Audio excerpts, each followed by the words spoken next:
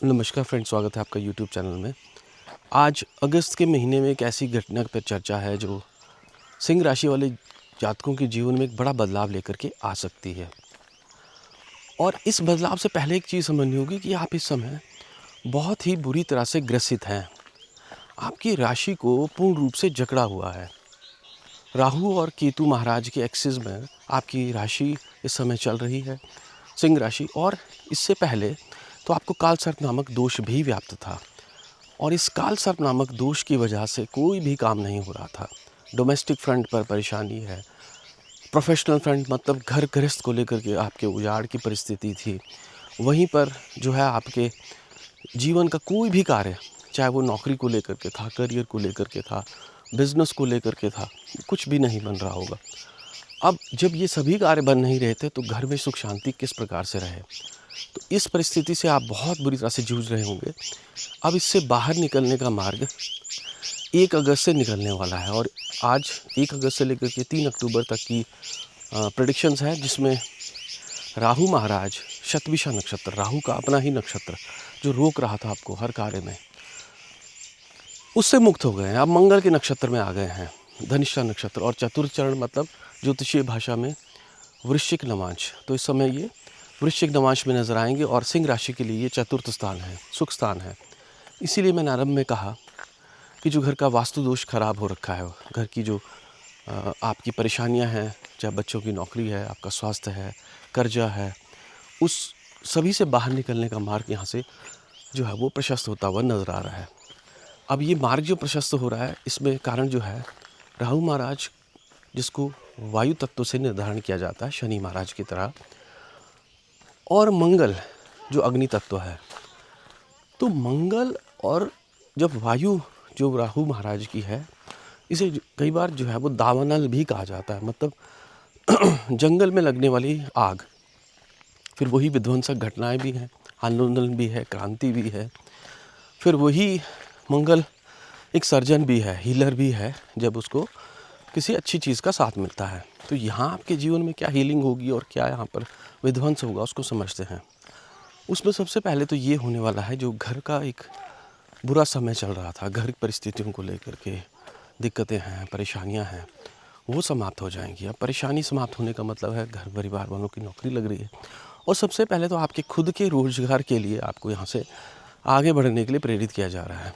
जो एक जंजाल दिमाग पर, बुद्धि पर फैला हुआ था, जंजाल मतलब कुछ काम ना करने का मन कर रहा है, कुछ भी नहीं करना है, किसी भी परिस्थिति में अपने आप को नहीं डालना है, बस आलस्य है, हर चीज़ जो है वो आपके अनुसार नहीं हो रही है, ऐसी दिक्कत चल रही है, मन में खिन्नता का भाव लिए हुए हैं। तो वो सभी चीज़ें इस समय जो है वो राहु महाराज आपके दूर करेंगे मंगल के नक्षत्र में आने पर। बहुत अच्छा समय आपके लिए यहाँ से आने वाला है। वहीं केतु मघा नक्षत्र के दूसरे चरण में जाएंगे। केतु दूसरे का मतलब हुआ यहाँ पर जाकर के आपका वृषभ नवांश, मघा नक्षत्र, तो वो आपका दशम स्थान है, कर्म क्षेत्र है, वो भी एक्टिवेट हो रहा है। अब जब कर्म क्षेत्र एक्टिवेट हो गया व्यक्ति का, तो अचानक आपकी जॉब बदलेगी। केतु नई शुरुआत करते हैं, कुछ नयापन होगा।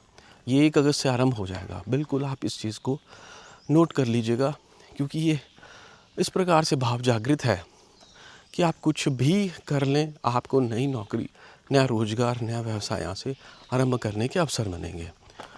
दूसरा, ये राहु और केतु महाराज की जो एक्सिस है आपकी पहली और सप्तम स्थान, तो गृहस्थ सुख के साथ साथ जो दाम्पत्य सुख में भी आपके कमी थी, मिसअंडरस्टैंडिंग चल रही थी, कन्फ्यूजन थी, और ख़ास तौर पर आपके संबंधों को तोड़ने के लिए कोई बाहरी व्यक्ति, इंट्रूडर, शत्रु, या कोई आपके अपने ही रिश्तेदार आपका घर गृहस्थ तोड़ रहे थे, तो उससे भी आपको मुक्ति मिलने वाली है। उनका भी कोई ना कोई उपाय आप इस समय ढूंढ लेंगे, ऐसा यहाँ पर नज़र आ रहा है। तो ये दाम्पत्य सुख को भी आगे बढ़ा रहा है। फिर वहीं पर ये बिज़नेस के लिए, सप्तम भाव हमारा बिज़नेस होता है, तो बिज़नेस के लिए भी एक बहुत ही अच्छी परिस्थिति बना रहे हैं। आप बहुत अच्छा बिज़नेस यहाँ से ग्रो करते हुए नज़र आ रहे हैं। और राहु और केतु के अलावा इस समय जो आपके अष्टम स्थान में विराजमान शनि महाराज हैं, वो भी अब अपना रोल प्ले करेंगे। वो रोल प्ले करेंगे जो लंबे समय से आपके षड्यंत्र हो रहे हैं आपके साथ। बदनामी का योग बना अष्टम भाव में, क्रॉनिक डिजीज़ है, लंबी बीमारी से ग्रसित हैं। उसके अलावा जो कहीं ना कहीं जिसको कहा जाता है कि व्यक्ति के प्रारब्ध स्वरूप जो कर्म दुष्कर्म होते हैं उसका हिसाब किताब जो है वो अष्टम भाव में होता है। अब ये अष्टम भाव बदलाव भी लाता है और जो ये बुरे कर्मों के फलों का निपटारा है वो भी शनि महाराज अपनी वक्री चाल में करना आरंभ कर देंगे।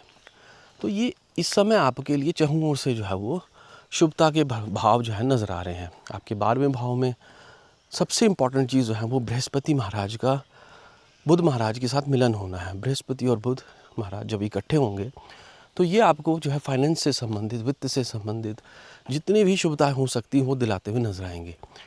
तो यहाँ विदेशों से पैसे बनेंगे, ऑनलाइन आप ध्यान रखिएगा, आपका कहीं ऑनलाइन फ्रेंडशिप बनने के योग बन रहे हैं। किसी के साथ मित्रता हो सकती है आपकी और कहीं ना कहीं आप जो है वो एक अच्छा संबंध यहाँ से बनाएं, ऐसा यहाँ नज़र आ रहा है।